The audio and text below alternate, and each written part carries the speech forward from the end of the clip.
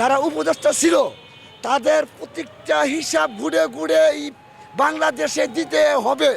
কারণ দিতে হবে এই কারণে, এই স্বৈরাচার অতিরিক্ত করার কারণে এক সময় আমার মা বেগম খালেদা জিয়া উনার বাড়িতে বালুর গাড়ি দিয়ে এবং উনাকে এরকমভাবে কষ্ট দিয়েছে যেই কষ্ট মানুষের ভিতরে এবং কি মুসলমান জাতির ভিতরে এরকম কষ্ট কেউই দেয় নাই। আগামী পরশু 12 তারিখে যে নির্বাচন হচ্ছে সেই নির্বাচনে অনেক ঘাটতি আছে। প্রবাসীরা যেমন ভোট দিতে পারতেছে, কিন্তু যারা দেশীয় প্রবাসী, আমার নির্বাচনী এলাকার জনগণ টাকা রিক্সা চালায়, শ্রমিক কাজ করে, তারা 5,000 টাকা খরচ করে তো ভোট দিতে যাচ্ছে না। কিন্তু নির্বাচন কমিশনের উচিত ছিল যে তারাও পোস্টাল ব্যালটের মাধ্যমে যাতে ভোট দিতে পারে সেই ব্যবস্থা করা এবং সকল প্রার্থীর সমান সুযোগ সুবিধা করা, এবং নির্বাচন কমিশন জনগণকে প্রতীক বরাদ্দ থেকে জনগণকে একটি সময় দেওয়া যাতে জনগণ সেই প্রার্থী চিনতে পারে, জনগণ 5 বছরের জন্য কাকে ভোট দিবে। এই সমস্ত সংস্কার ছাড়া নির্বাচন করলে সেই নির্বাচনটা শতভাগ স্বচ্ছ হচ্ছে না। তাই বাংলাদেশের নবজাত বুদ্ধিজীবী এবং প্রবীণ বুদ্ধিজীবীদেরকে আহ্বান করব, যত দ্রুত সম্ভব এমন একটি পদ্ধতি আবিষ্কার করুন, অদক্ষ নির্বাচন কমিশনকে প্রশিক্ষণ দিয়ে দক্ষতা করে বাংলাদেশের প্রত্যেকটি মানুষ যাতে বলে যে সুন্দর নির্বাচন হয়েছে, নর্মাল নির্বাচন হয়েছে, সিজারে নির্বাচন হয় নাই, সেই ব্যবস্থা যাতে করা হয়, এটাই জনগণের কাছে জনগণের চাওয়া।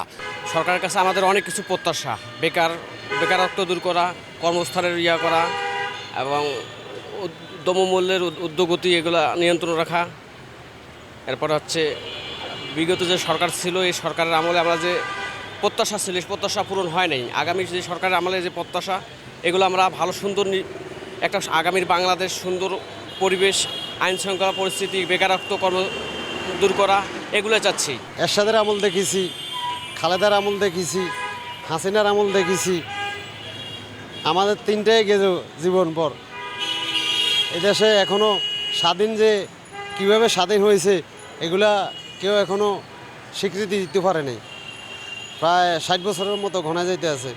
তো এবার আমরা চিন্তা করতে আছি আওয়ামী লীগ যাওয়ার পরে আমরা যে ভোগান্তে ভুগছিলাম, কিছুটা হইলো আওয়ামী লীগ যাওয়ার পরে কিছুটা হইলো একটু হইলো সুস্থ ছিলাম আমরা, কিন্তু রাস্তাঘাটের হিসাব তো আলাদা।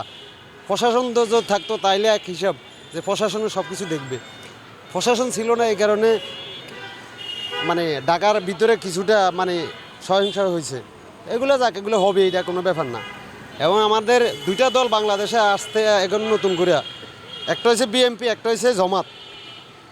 এই 2 দলের মধ্যে যে দেশটাকে সুন্দরভাবে মানুষকে নিয়ে একটা সুন্দর রাষ্ট্র দিব, স্বাধীন দেশ দিব, আমরা ওদেরকে স্বাগতম জানাবো।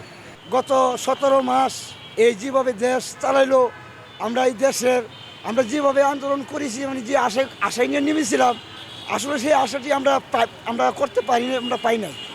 কারণ ইউনূস স্যার যেভাবে দেশ চালাইছে এইভাবে দেশ আমাদের আমাদের যে কারণ আমরা নেমেছিলাম আমরা সেই স্বার্থ হইতে পারি নাই। কারণ এর জন্য পারি নাই, আমরা প্রথমেই দেখেছি যে এই স্বৈরাচার সরকার হেদানির পরেই আমরা একটা ভয়াবহ একটা এই ঝড়ের ভিতরে পড়ে গেছিলাম। এই যে অনেক দেশে এই আপনার এই বন্যায় দেশ ডুবে গেছে, মানুষের বাড়ি ঘর ভেঙে গেছে, মানে গরু বাছুর মানুষও মরে গেছে। এইভাবে আমরা অনেক 18 কোটি মানুষের টাকা দিয়েই আমরা এখানে সঞ্চয় একটা হিসাব আমরা সঞ্চয় করেছিলাম, জায়গায় জায়গায় আমরা টাকা দিয়েছি এবং গরিব ধনী ব্যাংকেও আমরা টাকা দিয়েছি।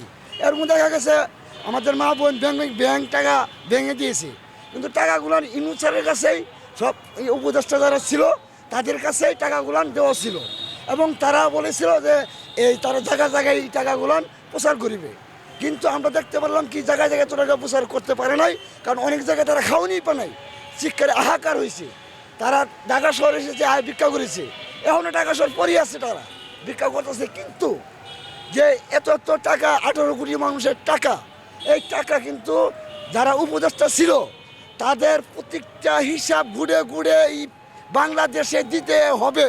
কারণ দিতে হবে এই কারণে, এই স্বৈরাচার অতিরিক্ত করার কারণে এক সময় আমার মা বেগম খালেদা জিয়া উনার বাড়িতে বালুর গাড়ি দিয়ে এবং উনাকে এরকমভাবে কষ্ট দিয়েছে যেই কষ্ট মানুষের ভিতরে এবং কি মুসলমান জাতির ভিতরে এরকম কষ্ট কেউই দেয় নাই।